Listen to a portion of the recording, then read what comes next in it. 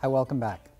I wanted to give a quick little tip today on elbow power, and I thank Brandon for sending me in this question.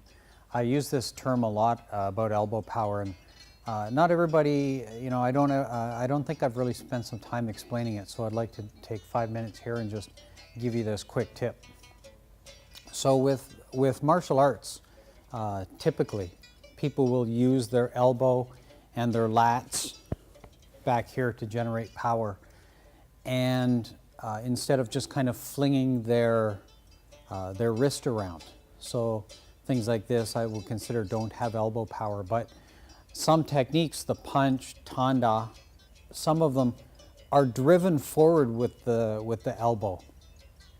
And it's kind of an interesting thing when you hear about it. You're like, well, I don't really understand what that means. I can't conceptualize it. So I have a little prop that I'd like to use. And when I talk about elbow power, when I talk about driving the punch with my elbow, what I mean, or if I can visualize that, it's kind of like, if you hammer, typically you hammer this way.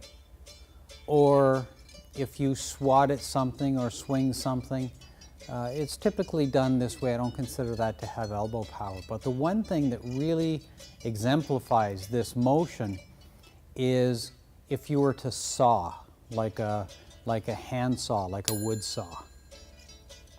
So if you're going to saw into something heavy, typically you don't kind of just use this. You get your elbow behind the saw and you really tuck it in tight with your body, and you use your body to really use your elbow. You engage your elbow, you engage your lats, you engage your body to really generate some power.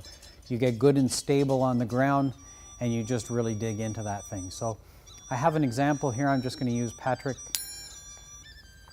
here, and I'm just going to give you an example. Just lower this down a bit, and I'm just going to saw, and you can see how I'm going to use, when I saw, I'm going to use the elbow to drive, right? So I'm not going to kind of chop or fly my elbow out like this. If I really want to get some meat into this, I'm going to use my elbow power, and this is exactly how it works. I'm going to use my body, and I'm just going to dig in there, okay? So you just hold that nice and tight, and I'll saw. Got it? Okay.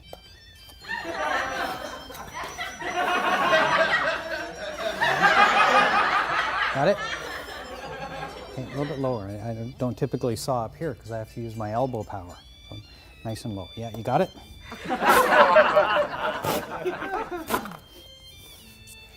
Okay, so there you have it. That's how elbow power is done.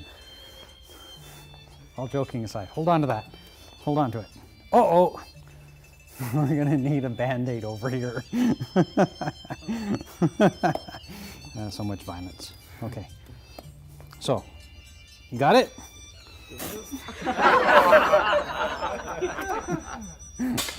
How ridiculous. Okay. Anyway, you get the point. You get the point. You get that elbow in there, and you're driving with the elbow, you're driving with the lats, you're driving with the body, and that's the way our punch is as well. Acts the same way. So we're going to use this elbow-driven motion to generate power into our punch, into our ton, instead of kind of these types of moves that aren't elbow-driven. So that's all I'd like to say about elbow-driven power for this lesson. Once again, I thank you all for watching. I look forward to seeing you again. Until then, bye for now. Thanks for watching my video. I hope you enjoyed it.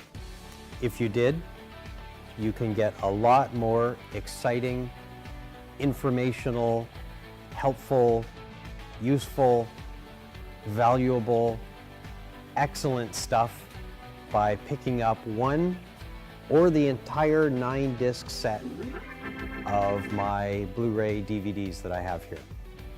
We have enough for everybody, as you can tell. So feel free to run over to your local favorite internet store and pick up a copy or an entire set. While you're there, you'll probably notice that I have 2 books, Wing Chun Compendium Volume 1 and Volume 2. They also follow the entire curriculum. Wing Chun curriculum. So while you're there, you might want to pick up some of those as well.